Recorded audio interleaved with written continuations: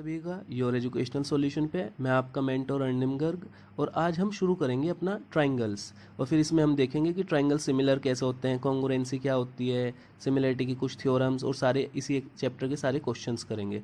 तो चलिए शुरू करते हैं इंट्रोडक्शन से। चैप्टर 6 शुरू करते हैं, ट्राइंगल्स। तो देखो, अभी तक हमने जो 9th क्लास में ट्राइंगल्स में पढ़ा था वो हमने कॉन्ग्रुएंसी के बारे में पढ़ा था, ठीक है। तो अब हम किसके बारे में पढ़ेंगे? सिमिलैरिटी के बारे में। नॉर्मली सिमिलैरिटी से क्या मतलब है कि जब कोई दो चीज़ समान है, मतलब सिमिलर हैं एक दूसरे के, तो अब ट्राइंगल्स में कैसे देखते हैं या मैथ्स में कैसे देखते हैं। जैसे देखो, ये एक ट्राइंगल है और ये भी एक ट्राइंगल है। तो अब देखो, ये भी एक ट्राइंगल है, ये भी एक ट्राइंगल है, तो क्या ये दोनों सिमिलर हो सकते हैं? हाँ, ये सिमिलर हो सकते हैं, ठीक है। लेकिन ये एक सर्कल है और ये एक रेक्ट स्क्वायर है और ये एक सर्कल है, तो क्या ये दोनों सिमिलर होंगे? नहीं, क्योंकि ये एक सर्कल है और ये क्या है? एक स्क्वायर है, तो ये दोनों सिमिलर नहीं होंगे और ये सिमिलर हो सकते हैं। तो देखो, अभी तक मतलब सिमिलैरिटी कैसे बताते हैं हम? सिमिलैरिटी हम देखते हैं कि जब कोई दो चीज़ एक जैसी हैं, अब उनका साइज डिफरेंट हो सकता है लेकिन वैसे वो एक जैसी हैं। जैसे देखो, अगर ये एक ट्राइंगल है, इसकी ये लेंथ 1 है, 1 है, 1 है, और ये एंगल, और फिर ये एक ट्राइंगल है, इसकी लेंथ 2 2 2। अब देखो, साइज डिफरेंट है, इसकी साइड 1 1 है, ये 2 2 2 है, लेकिन ये दोनों कैसे ट्राइंगल होंगे? सिमिलर, क्योंकि जो ये साइड है और ये साइड है, मतलब जो इनका रेशो है वो सेम है। देखो, ये भी इसके 2 टाइम्स है, ये भी इसके 2 टाइम्स है, ये भी इसके 2 टाइम्स, तो ये कैसे होंगे? सिमिलर। इसलिए कहते हैं कि जितने भी सर्कल होते हैं वो सिमिलर होंगे या नहीं। तो देखो, सर्कल में क्या होता है? सर्कल में कोई एंगल नहीं होता, कुछ नहीं, सिर्फ एक रेडियस होती है। तो जितने भी, मान लो हम ये सर्कल बनाएंगे, एक ये सर्कल बना दिया बड़ा सा, तो मतलब जितने भी सर्कल बनाएंगे, लेकिन वो सारे सर्कल कैसे होंगे? सिमिलर होंगे। देखो, क्योंकि ये भी सर्कल है और ये भी क्या है? एक सर्कल, तो ये दोनों सर्कल कैसे होंगे? सिमिलर होंगे। क्या ये कॉन्ग्रुएंट होंगे? अब देखो, हमने 9th क्लास में पढ़ा था कॉन्ग्रुएंसी। तो कॉन्ग्रुएंसी का मतलब होता है जब हमारा जो साइज है वो भी एक हो, या कह सकते हैं जब कोई एक चीज दूसरे उसको पूरा ओवरलैप कर जाए। समझ रहे हो? दोनों साइड से ओवरलैपिंग। जैसे मान लो एक सर्कल ये रहा और एक सेम साइज का मैं एक सर्कल और बनाया मैंने, ये रहा, तो ये दोनों कैसे होंगे? ये कॉन्ग्रुएंट होंगे, क्योंकि अगर हम इसको इसके ऊपर रखेंगे तो ये इसको पूरा ओवरलैप करेगा। तो ठीक है, तो कॉन्ग्रुएंसी तब कहते हैं जब हमारे सारे एंगल्स और साइड सब कुछ सेम साइज हो। और सिमिलैरिटी में क्या होता है? सिमिलैरिटी में हमारी जो साइड्स का प्रोपोर्शनलिटी है, देखो 1 से 2, ये भी 1 से 2, ये भी 1 से 2, जो प्रोपोर्शनलिटी है वो तो सेम हो, लेकिन जो साइज है वो डिफरेंट हो सकता है। देखो, इसका साइज छोटा है, इसका साइज बड़ा है, ठीक है। तो जैसे हमारे जितने भी सर्कल्स होते हैं वो कैसे होंगे? सिमिलर होंगे। जितने भी हमारे स्क्वायर्स होते हैं वो सब कैसे होंगे? सिमिलर होंगे। लेकिन क्या जितने भी हमारे ट्राइंगल्स होते हैं वो सब सिमिलर होंगे? देखो, देखते हैं। अब एक ये ट्राइंगल है, ये 1 है, ये 3 है, ये हमारा 4 है। अब एक ट्राइंगल ये है, ये मेरा 3 है, ये मेरा 1 है और ये मेरा 2 है। तो बताओ, है तो ये भी ट्राइंगल और ये भी ट्राइंगल, पर ये सिमिलर है? नहीं। क्यों नहीं है सिमिलर? क्योंकि देखो, यहाँ पे प्रोपोर्शनलिटी चेंज हो रही है। ये तो 1 से 1 रहा, ये भी 3 से 3 रहा, लेकिन ये 4 से कितना हो गया? 2, हाफ हो गया ना। तो ये अब सिमिलर नहीं रहा, क्योंकि यहाँ पे प्रोपोर्शनलिटी सेम नहीं है। लेकिन अगर ये देखो, ये भी 1, ये भी 1, ये 3, ये 3, ये 4, अगर ये भी 4 होता तो हो जाता।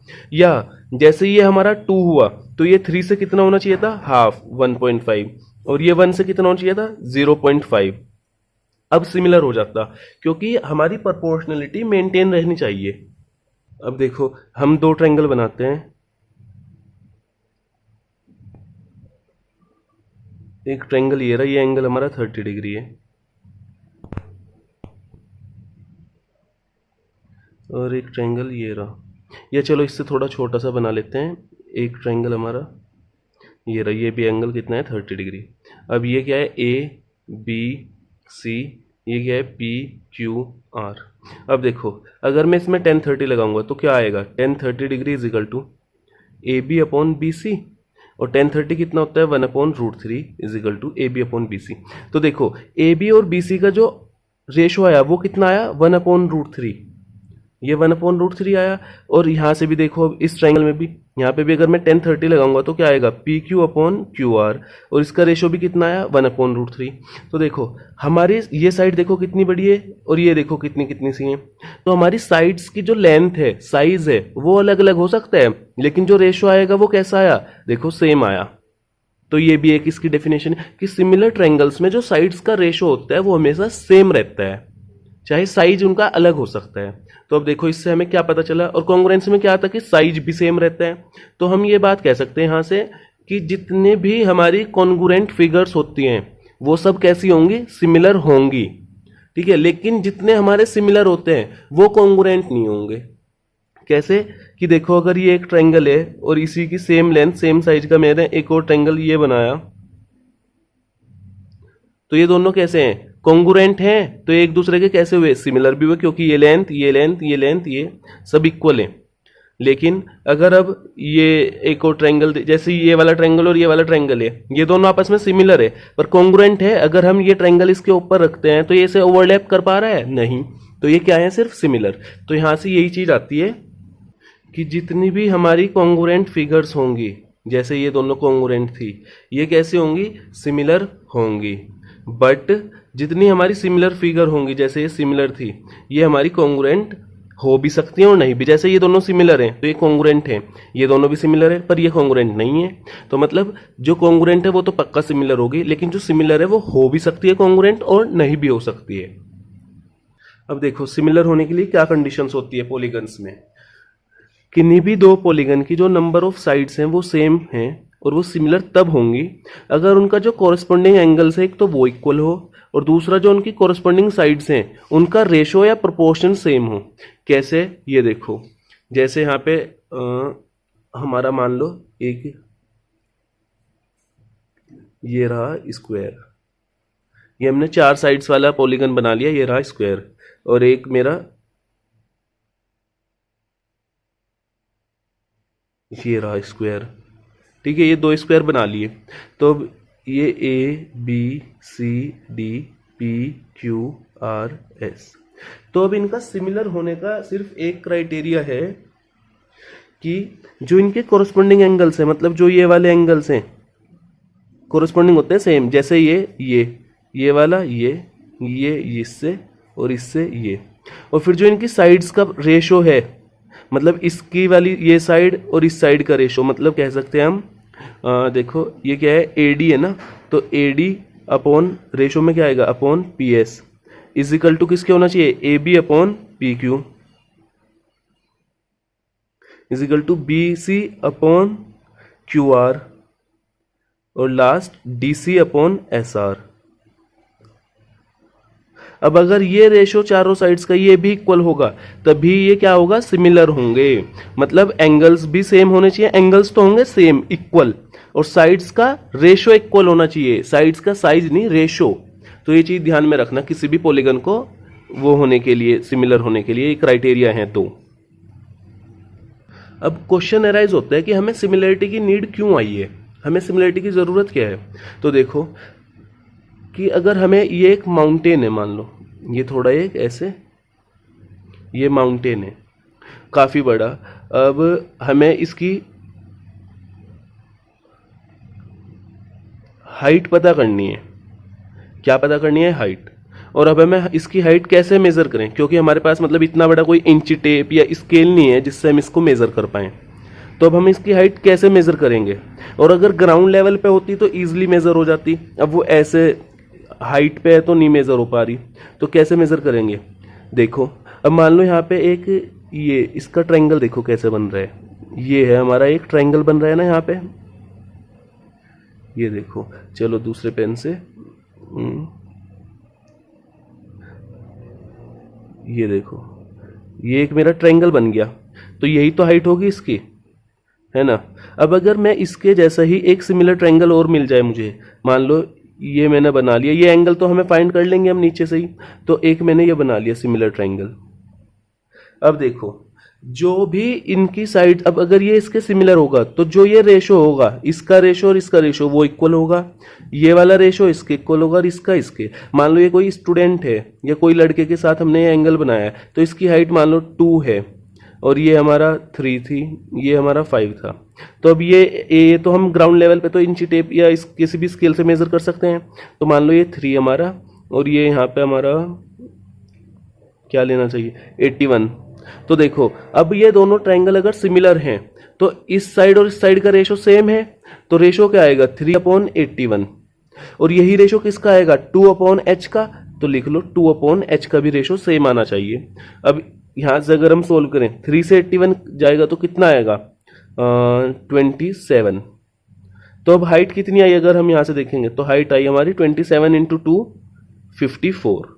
तो ये सिमिलरिटी के यूजेस हैं। और जैसे हम इस एक्सरसाइज में हम आगे क्वेश्चंस करेंगे तो हम देखेंगे कि सिमिलरिटी का बहुत ज़्यादा यूज है, कि कभी कभी हम किसी बड़ी चीज़ को नहीं मेजर कर सकते तो हम उसके सिमिलर लेके किसी छोटी चीज़ से रेशो से हम अपनी साइड लेंथ फाइंड कर सकते हैं। और ये हमारा ट्रिग्नोमेट्री में भी यूज होगा और उसके बाद फिर एप्लीकेशंस ऑफ ट्रिग्नोमेट्री में भी यूज होगा। तो अब हम इसके लिए चलो देखते हैं एक्सरसाइज फर्स्ट।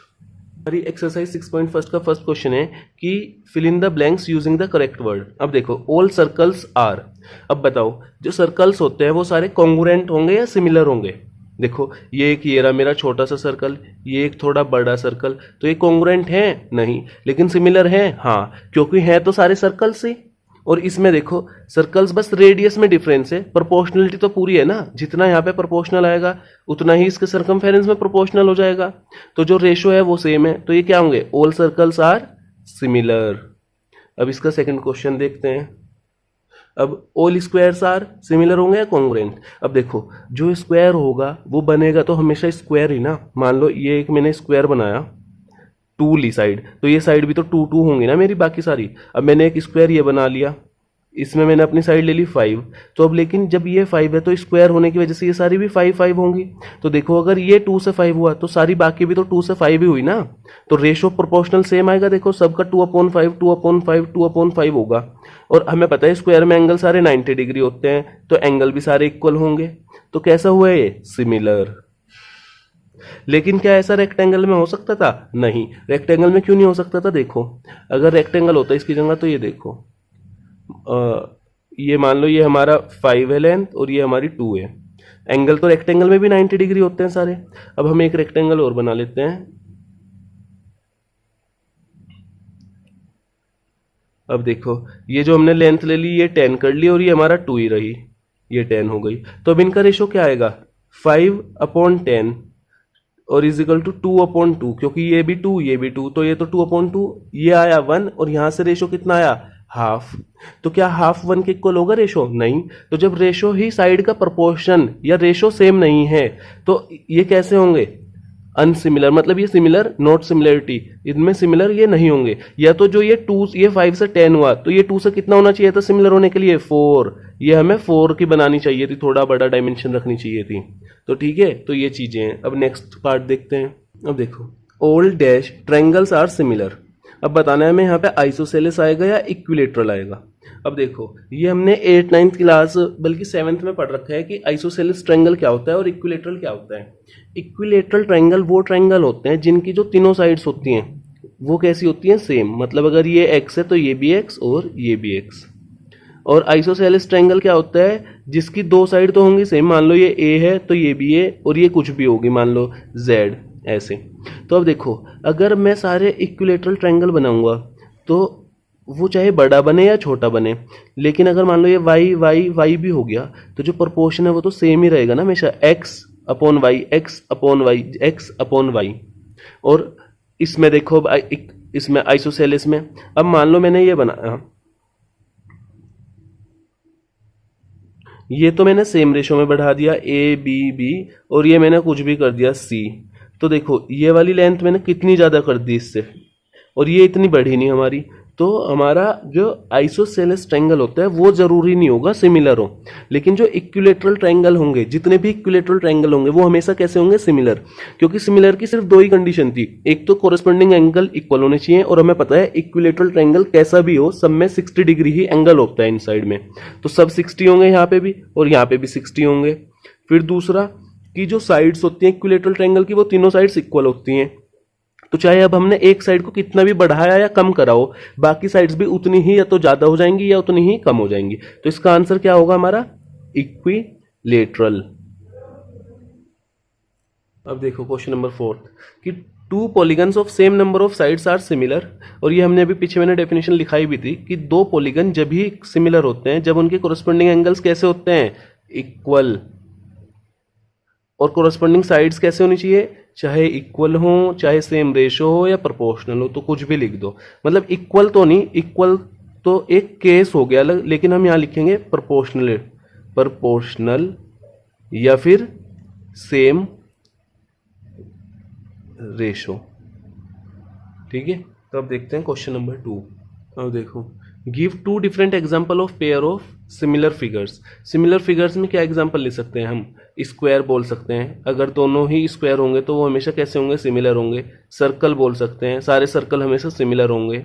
अब देखो फिर अगला पार्ट है इसका नॉन सिमिलर फिगर।